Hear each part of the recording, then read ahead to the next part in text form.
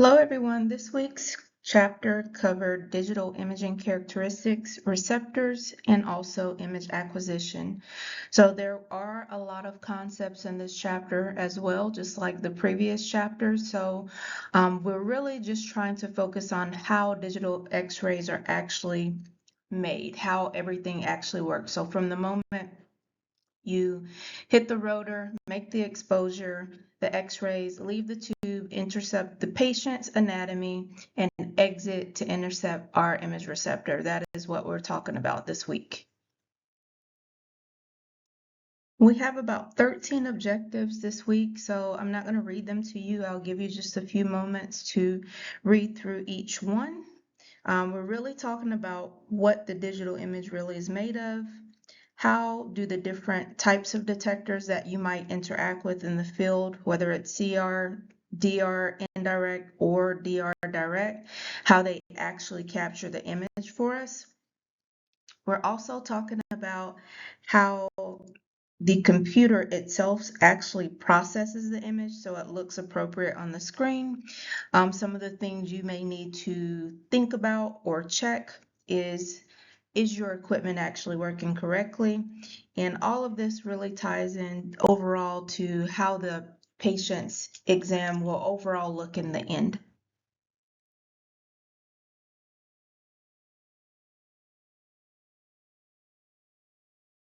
In our last chapter, we talked a little bit about what the latent image is. So that's the invisible image. It's made up of the data that is composed of basically the radiation that was captured by the IR. And with that being said, the IR itself is made up of a matrix, and a matrix contains pixels. So last week we used the analogy that we were working with a checkerboard, and each little square on the checkerboard is a pixel. So with that being said, the digital image is basically composed of a grid that has a bunch of numbers. Each tiny square on the grid or square on the checkerboard, again, is called a pixel, and each pixel holds a number that is going to tell the computer exactly how bright or how dark to make that individual spot on the monitor. So we're talking about the shades of gray, white, and black. So the number itself comes from how much X-ray or how many X-ray photons were actually attenuated in the patient or absorbed in the patient, and how many were actually transmitted through to the IR. So basically last week what we said was some of our body structures are radiopaque and some of them are radiolucent. So when the X-rays pass through your body, bone is going to block most of them. Soft tissue and muscle is going to block some of them, and air almost blocks none of them. It allows most of them to be transmitted. So each pixel is going to record how many x-rays got through in each tiny square or each tiny pixel. If a lot of the x-ray photons get through, that area is probably going to be the darker shade, just like what we see in our air-filled lungs. If almost none get through, we're going to see those brighter shades like we see with bone. So the whole image itself is just composed of numbers per se arranged in the grid based on how many X-ray photons were actually transmitted through to our image receptor. All right, here we're talking about matrix size. Again, this is somewhat of a review from last week. Again, the matrix is a grid, almost like a checkerboard, and that grid is full of pixels, so each individual square on the checkerboard. When we talk about a large matrix or a bigger matrix, we're talking about the matrix actually having more rows and more columns. We're not talking about it being, let's say, a 72-inch TV versus a 60-inch, meaning one is bigger than the other. We're talking about the matrix being the same size, but containing more rows and more columns, meaning more pixels. So the more pixels we have in the same matrix, in the same, let's say, area size, the more that we pack in, the smaller they need to get to be packed in. The smaller those pixels are, the sharper your images will be. Now, there is a trade-off when we have a larger matrix. The more pixels we have, that means the files that we take per image, they're going to be a lot larger. And with larger files, and you've probably seen this when you're trying to send emails or trying to send things on your phone, with larger files, we have slower computer processing times because it's processing a lot more information. In terms of storage, just like the images that you store on the phone, the more images you have, the more storage is taken up. So therefore, the more storage you may need if you want to continue adding more pictures or more images. And last but not least, in X-ray, sometimes we work via telemedicine, so we can send X-rays via, let's say, through space per se. We can send them just like you send your messages. I can sit right next to you and I can receive your message, or you can send me an image. Same thing with X-ray. We can send images to different facilities if we need to for the patient. And with that being said, as we're sending these images through the internet, the larger the file is, the slower that network transmission time is going to be.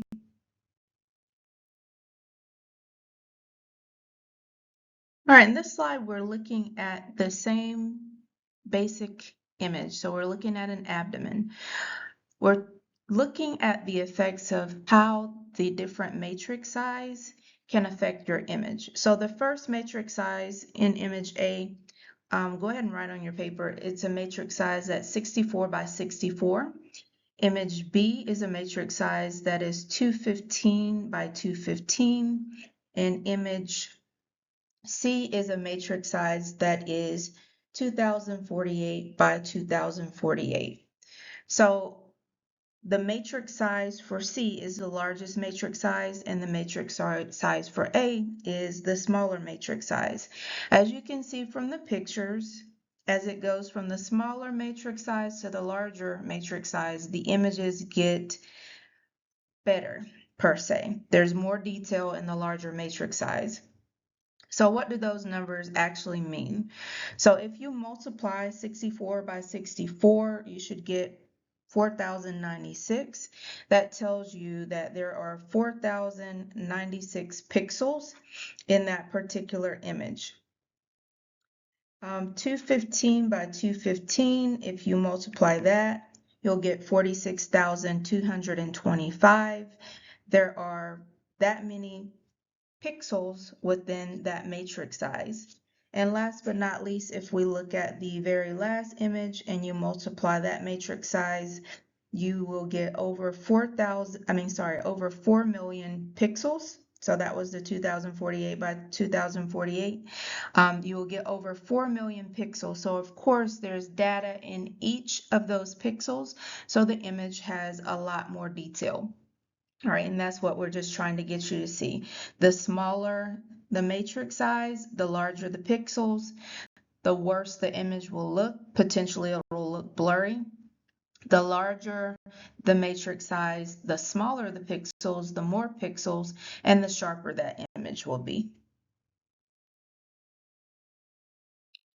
Now we're looking at the relationship between pixel size, field of view, and also your matrix size. So per the formula at the bottom, your pixel size is equal to your field of view divided by your matrix size. So if your field of view goes up and your matrix size stays the same, the pixels will actually get larger or bigger, and the resulting image will be a lot blurrier, just like we saw in the images on the previous slide. If the matrix size goes up and the field of view stays the same, the pixels will get smaller and the image will get a lot sharper. So what we want in X-ray, we do want a large matrix size with a lot of pixels, because we know that those pixels, the more that we have, the better that detail will be, or the higher the resolution of the image will be. So bigger matrix size equals smaller pixels equals sharper image. All right, field of view and matrix are going to always affect each other. So you can't change one in isolation. Now, what I don't want you to get confused of, because sometimes in X-ray, when we talk about field of view, we're talking about collimation. These are two different things. Well, collimation comes in a different lecture. Now we're going to move on to pixel depth, and we talked a little bit about pixel depth last week.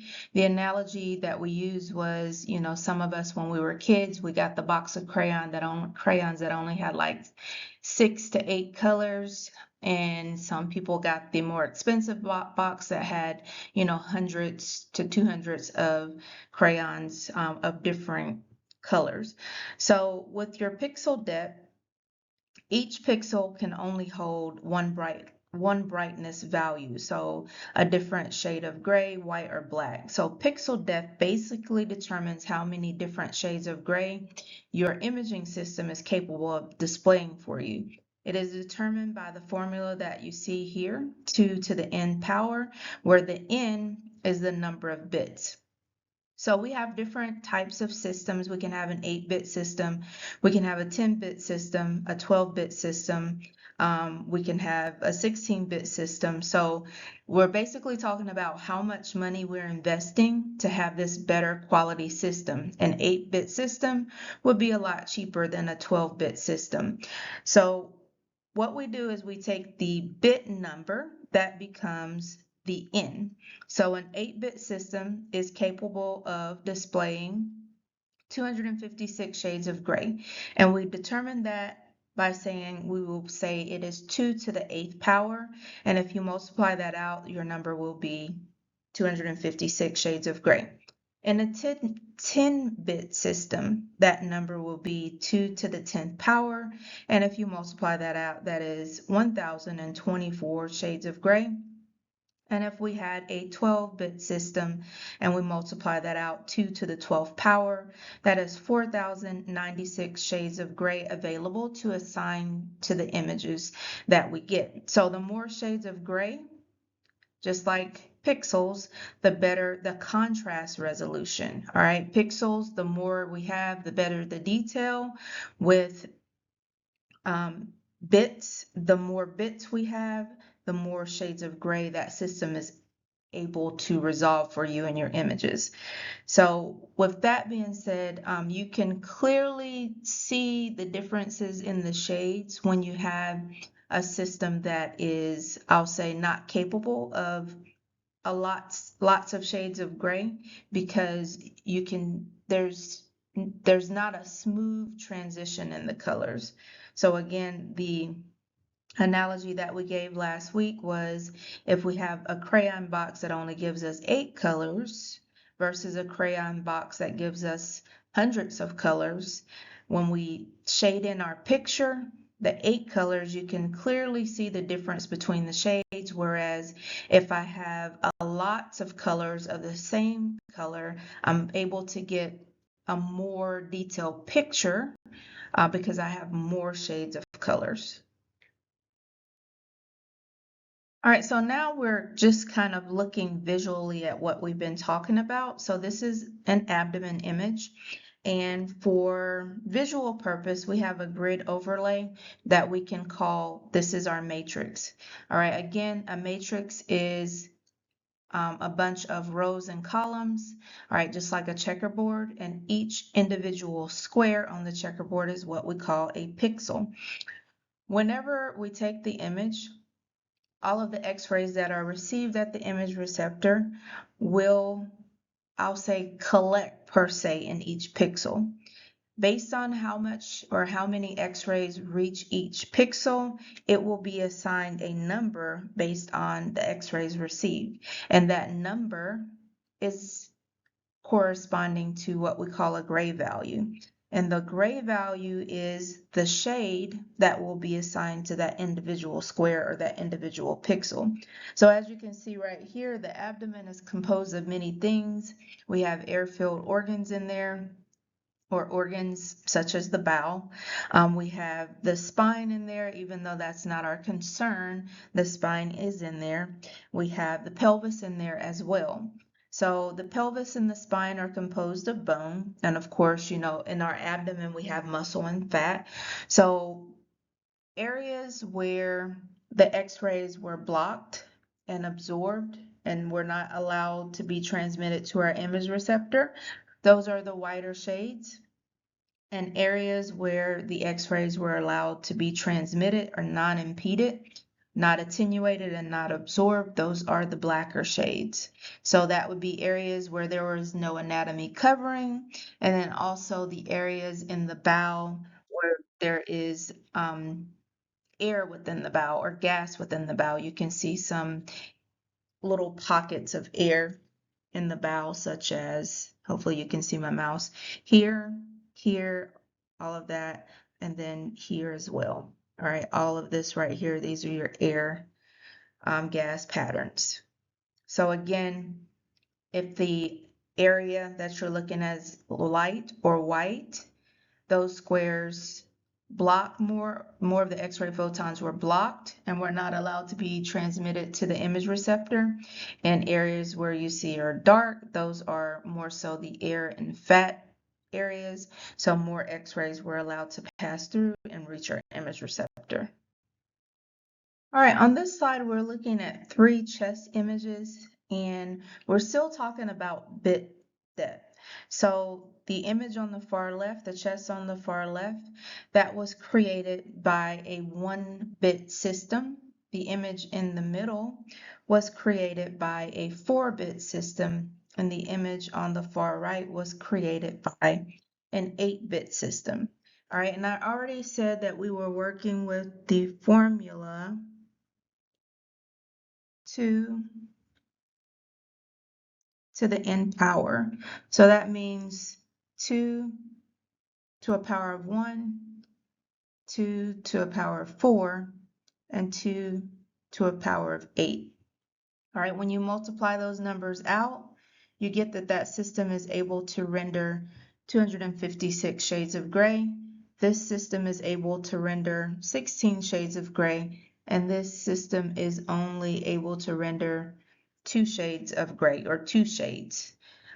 So as you can see, the more shades of gray that your system is able to render, the better your image will look in terms of quality, and your doctor will also be able to better diagnose that patient. All right, this system right here, if we actually had it, this would be non-diagnostic, and this system would be non-diagnostic. All right, as we said on the last slide, when we were looking at the chest images, the more shades of gray we have, the better the contrast resolution will be. When we talk about contrast resolution, that means that we are able to, when we have 2 structures side by side, we're able to tell the tissues apart. And this is where digital imaging was or is a lot better than film, although you won't be able to work with film in most cases because it's obsolete. Digital imaging is able to better render contrast resolution for us, which means it can show us subtle density differences more so than film could in the past. There's one thing that you need to know: spatial resolution and contrast resolution. Those are 2 different things. Spatial resolution is how sharp the edges of our images are, so how detailed it is as well. That is controlled by pixel size. And contrast resolution is basically how many different shades of gray you can see in your image, and that is controlled by bit depth. So know the difference between spatial resolution and contrast resolution. On this slide, there's just some terms I want you to be familiar with, and those terms are pixel pitch and also pixel density. All right, so pixel pitch is, and we learned this last week, it's the distance that is measured from the center of one pixel to the center of another pixel.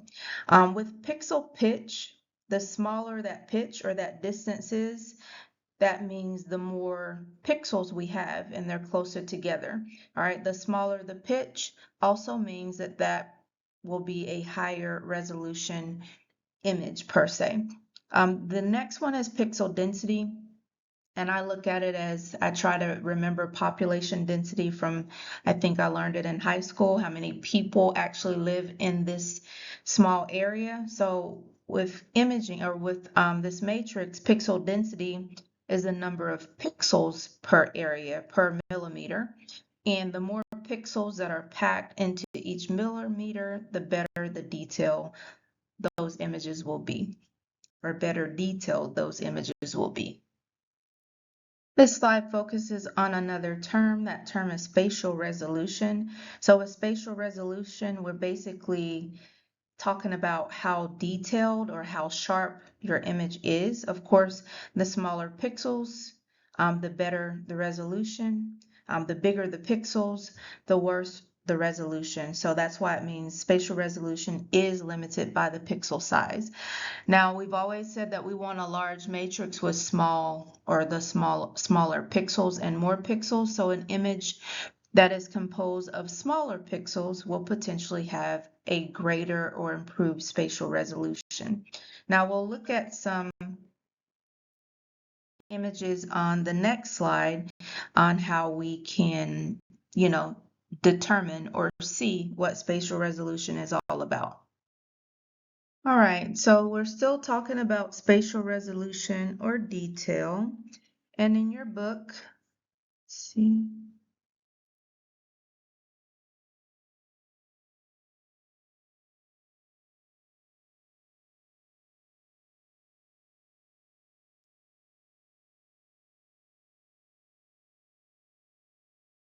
All right, in your book, it said that these images were composed of 20 pixels per centimeter, 40 pixels per centimeter, and 100 pixels per centimeter. And we can already clearly see that the image that has the most pixels has the better spatial resolution or the better detail. You can see all of the fine details or all of the tiny trabecular lines inside of the bone on the C image better than you can the A and B image. The A image is actually a lot worse. So again, you can't show small detail, or you can't show detail smaller than 1 pixel. So if your pixel is 200 micrometers wide, you can't resolve any structure smaller than 200 micrometers wide. So pixels do definitely have a ceiling. Now, with that being said, spatial resolution by definition is the ability to show that fine detail. It is measured in line pairs per millimeter. All right, so the more line pairs that your system can resolve, the better detailed those images will be. All right, so just keep that in mind. The more line pairs your system can resolve, meaning let's say a DR system, they can resolve more line pairs than a CR system, the better those images are going to be. Here we have another term, and that term is spatial frequency. So on the last slide, we said that spatial resolution is measured in line pairs per millimeter. So this definition is spatial frequency, and it's basically how many line pairs fit into 1 millimeter. Again, like I said earlier, it's measured in line pairs per millimeter. A line pair itself is a line and a space of equal width right next to it. So small objects are typically going to have a high spatial frequency. So we can, there's many thin lines packed very close together. And large objects are usually going to have a low spatial frequency, fewer wider lines packed in together. So a system that has a higher MTF, modular transfer function, can resolve a lot higher spatial frequencies. That means that that system will be able to resolve sharper images that have a lot of detail. This slide just gives you a visual of what spatial frequency looks like and also what a line pair is or what a line pair looks like. So again, spatial frequency is how many line pairs fit into 1 millimeter, measured in line pairs per millimeter, as we stated earlier. A line pair is just a dark line plus one white space of equal width right next to it, as you can see right here. This would be a line pair.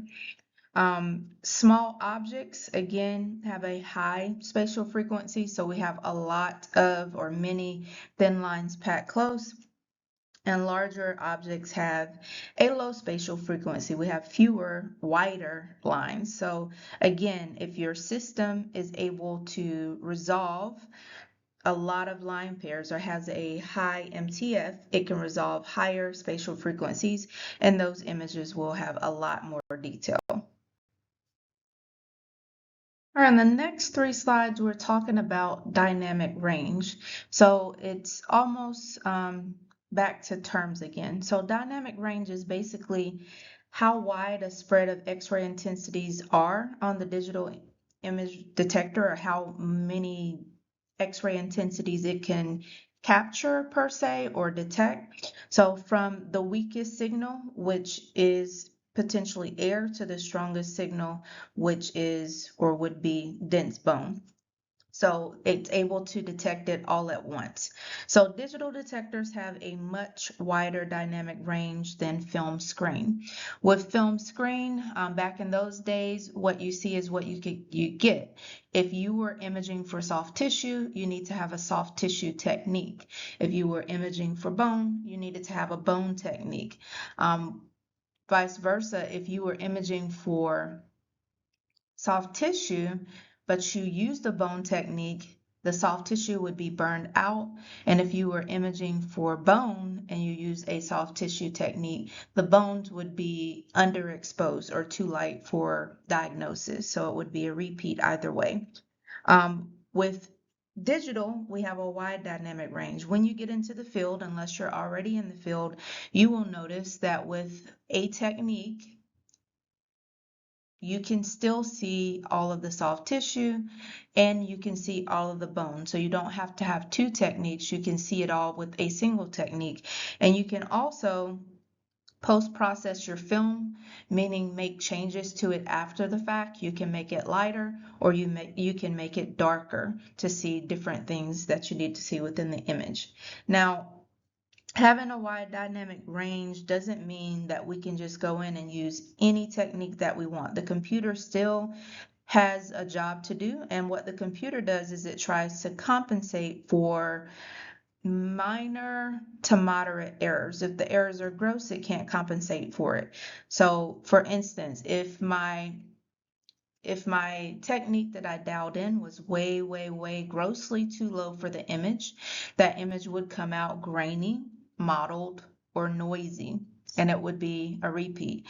If my technique that I use was way too high for the anatomy of interest, then the image will come out with a lot of contrast. So too much contrast to be able to differentiate between the objects that we need to see. So again, there are limits to the system, but digital is said to have a wide dynamic range. As mentioned in the last slide, digital detectors do have a wide dynamic range, but that doesn't mean that we can just use any technique that we want. The computer can only compensate for minor to moderate errors in terms of our technique. So with that in mind, the next term that you need to be familiar with is exposure latitude.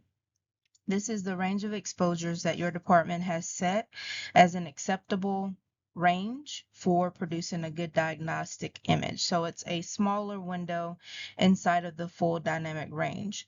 If you go slightly over that technique, you can still potentially get a good image, a diagnostic image that wouldn't require a repeat. If you go slightly under that range, you can still potentially get a good diagnostic image that would not require a repeat.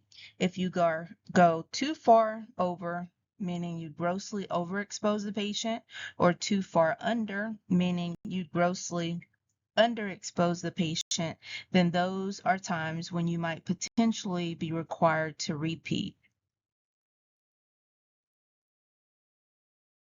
This is just a visual of the range and the exposure latitude in one visual picture for you.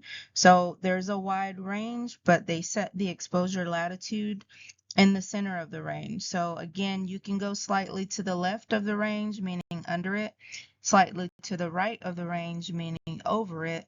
But if you go grossly in either direction, it could potentially be a repeat.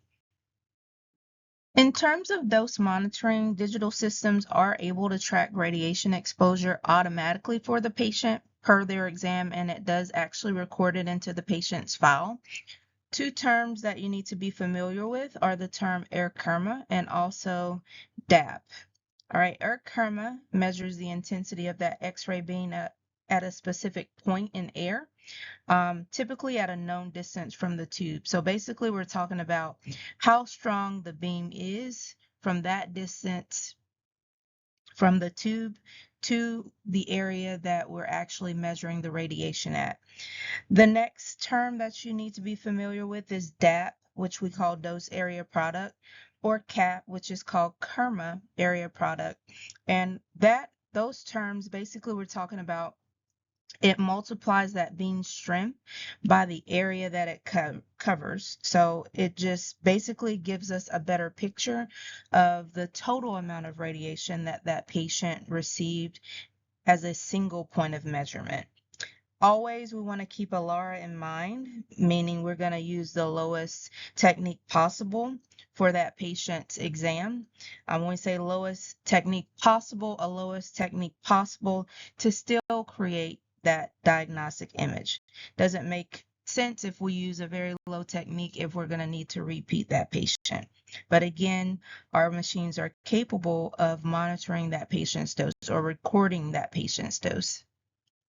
Now we're moving on to modulation transfer function, and this is basically how well our imaging system can reproduce the contrast necessary to be able to see the structures in our images. All right, the structures typically are going to be of different sizes. It's usually measured on a scale of 0 to 1. A perfect system would be a 1. All right, what goes in comes out perfectly. All right, 1 would be perfect. In reality, we don't have any systems that are able to completely achieve that 1, especially if we're talking about high spatial frequencies where we have very small structures involved in that image. So in terms of the systems that we typically work with, CR and DR, CR is able to give us better spatial resolution. The better the spatial resolution and also the better the contrast, the closer that system is to the 1. All right, so the MTF is closer to 1. That means the better that system is. All right, MTF, as you can see from the bottom, there is a formula there. It's a measure of spatial resolution and contrast resolution working together. All right, it captures the system performance as one number. Now, this is not something that we calculate on the job. Typically, MTF is a part of the equipment spec. So basically, how the system was manufactured. So when we compare two detectors, higher MTF at higher spatial frequencies, what we will see is sharper images that have a lot of detail will result from systems that have a higher MTF. We're moving on to another term that you need to be familiar with, and that term is detective quantum efficiency, or DQE. We're basically talking about how efficient that detector is at converting incoming X-ray photons into what we consider a usable image signal that's capable of helping us produce that diagnostic image. Basically, what fraction of radiation that hits the detector actually is contributing to our image quality. High DQE basically means that we will need less radiation to produce the same quality image. And if we're using less radiation, that means that we're having less patient dose as a result. So that's always the goal.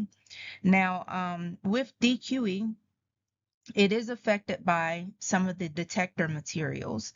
All right, the energy of the X-ray beam also affects DQE.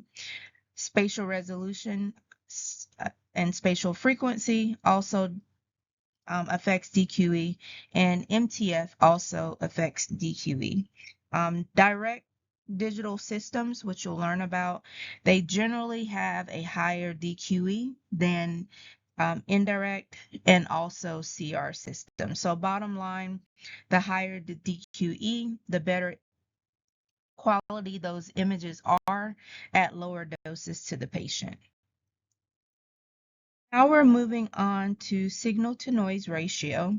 All right, every digital image has two components. There will be a signal and there will be noise. So signal, you can look at it as the useful X-ray information that is going to assist in creating those images for us. And noise, we can look at it as random speckles or graininess that can potentially hide the details of our image. SNR, or signal to noise ratio, is equal to the signal divided by the noise. So high SNR, we have a strong signal and very low noise.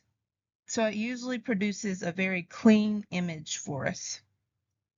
Low SNR is typically equal to what we consider a weak signal and high noise, and the image that would result is a very grainy image that could potentially hide the details that we need to see for the patient's diagnosis. So how do we potentially increase the SNR? The way that we do that is that we always make sure that we have a proper exposure technique. Not too high, not too low, but just right. So the more photons that are able to reach that image detector, the stronger the signal. That means that the SNR is also better or increased. All right, ALAR still applies.